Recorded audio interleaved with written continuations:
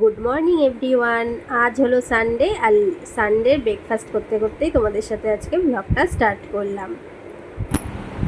Hello everyone, welcome back to my channel. আশা করছি তোমরা সকলে ভালো রয়েছো এবং সুস্থ রয়েছো। তো এখন ঘড়িতে বাজে 2টো, আর এখন থেকেই আমি আমার ব্লগটা স্টার্ট করছি। আজকে আমার লাঞ্চ বানাতে বানাতে অনেকটা দেরি হয়ে গেছে, বিকজ ঘরের সমস্ত কাজ ফাজ সেরে তারপরে মাথায় শ্যাম্পু ট্যাম্পু করার ছিল, যেহেতু আজকে রবিবার। শ্যাম্পু ট্যাম্পু করে একবারেই রান্নাঘরে এলাম রান্না করতে। তো সেরকম একটা হেভি কিছু করবো না, একটা সিম্পল অ্যান্ড সহজ রেসিপি তোমাদের সাথে আজকে আমি শেয়ার করবো। আমার ভিডিওটা ভালো লাগলে অবশ্যই লাইক করো, আর চ্যানেল নতুন মেম্বার হয়ে থাকলে সাবস্ক্রাইব করতে কিন্তু ভুলো না। তো দেখতে থাকো ভিডিওটা। এই রেসিপিটা আমি এর আগেও একদিন বানিয়েছিলাম, তো তখন তোমাদের সাথে শেয়ার করতে পারিনি, তাই আজকে শেয়ার করতে চলে এসেছি রেসিপিটা ভীষণই সহজ। প্রথমে চিকেনটাকে ধুয়ে পরিষ্কার করে নিয়ে তাতে নুন, হলুদ, লঙ্কার গুঁড়ো মাখিয়ে রেখে দিতে হবে আধ ঘন্টার মতো। হাতে কম টাইম থাকলে 15-20 মিনিট মতো রাখলেও চলবে। আর এদিকে দেখো আমি ভাতটা বসিয়ে নিলাম, আর আগের দিন যে লুচি করেছিলাম সেই যে এক্সেস অয়েলটা ছিল কড়াইতে সেটা আমি ঢেলে নিচ্ছি। আর এরপর সেই ম্যারিনেট করে রাখা চিকেনগুলোকে একে একে করে ভেজে নিতে হবে।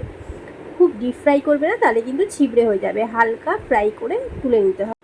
আর অভি এখানে যেগুলো আমার দরকারি জিনিস লাগতো সেগুলো আমাকে এনে দিয়েছিল বাজার থেকে, তো সেগুলোই আমি অর্গানাইজ করে নিচ্ছি, যেগুলো যেখানে থাকে। পেঁয়াজ কিছু ছিল তাও আনিয়ে রাখলাম, পেঁয়াজটা আমাদের খুব লাগে।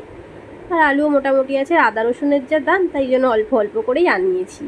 তো যাই হোক, এখানে দেখো চিকেনটা আমি ভাজতে দিয়ে দিলাম আরেকটা খেপে। আর এখানে আমি ফ্রিজে সেই লঙ্কা টমেটো করে স্টোর করে রাখলাম। আর এখানে চিকেনটা ভাজা হয়ে গেছে, তো এই যে তুলে নিলাম, দেখেছো হালকা একদম ফ্রাই করেছি। আর এখানে আদা রসুন লঙ্কার একটা পেস্ট তৈরি করলাম।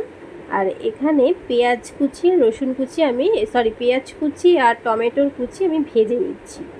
ভাজা ভাজা হয়ে গেলে তারপর ওই যে পেস্ট করেছিলাম মশলাটা সেটাকে দিয়ে নিতে হবে। দিয়ে ভালোভাবে কষিয়ে তেল বেরিয়ে আসে, তাতে নুন, হলুদ, লঙ্কার গুঁড়ো, একটু ধনের গুঁড়ো আমি দিয়েছি, জিরের গুঁড়ো আমি দেই না, তাই জিরের গুঁড়োটাকে আমি স্কিপ করেছি, তোমরা চাইলে দিতে পারো। দিয়ে ভালোভাবে কষে নিতে হবে। আর কষে এলে যখন এরমভাবে তেল ছেড়ে যাবে তখন ভেজে রাখা চিকেনগুলোকে দিয়ে আবার কষতে হবে। খুব ভালোভাবে যখন কষতে কষতে দেখবে সেটা দিয়ে তেল বেরিয়ে আসছে আরও, তখন তার মধ্যে জল অ্যাড করে দিতে হবে। গরম জল দিলে বেশি ভালো। তো এখানে ঝোলটা ফুটে এলে ভালোভাবে নেড়েচেড়ে নিতে হবে। আর নাড়াচাড়া করার পর মেন ইনগ্রেডিয়েন্টস যেটা এই রেসিপিটার, এটা হলো এই ভাজা মশলা। এটা একটা সিক্রেট মশলা, এটা আমি তোমাদের সাথে অন্যদিন শেয়ার করব। এটা দিয়ে ভালোভাবে নেড়েচেড়ে নিয়ে তারপর এতে কেওড়া জল দিতে হবে, খুব অল্প পরিমাণে, বেশি দিলে কিন্তু মুখ মেরে যাবে, খাওয়া যাবে না। এটাই হলো চিকেন চাপের আসল জিনিস, কেওড়া জল ছাড়া হয় না। আর এই দেখো আমার একদম গরম গরম চিকেন চাপ তৈরি।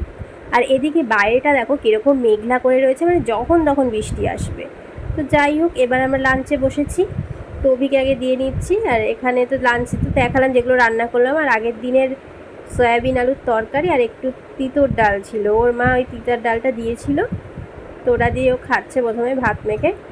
তারপর এই যে দেখতেই পাচ্ছ সেই একদম মাউথ ওয়াটারিং একটা ডিশ, অভির এটা ভীষণই পছন্দ, তো এটা দিয়েই ওর ভাত খাওয়া হয়ে যাচ্ছে। এটা কিন্তু রুটি আর নানের সাথে দারুণ ভালো যায়। তো এরপর সন্ধ্যাবেলা অভি নিয়ে এলো ফুচকা। তো পাড়াতে ফুচকালা যে বসে সে ছিল না, তো স্টেশনের ওখান থেকে নিয়ে এসে সেখান থেকে ঠোঙায় ভরে ভরে দিয়েছে। আর টিটুকে দেখো, আমরা যা খাবো তাই ওকে তো খেতেই হবে। ভিডিওটা ভালো লাগলে কিন্তু অবশ্যই লাইক করো, আর নতুন মেম্বার হলে সাবস্ক্রাইব করতে ভুলো না।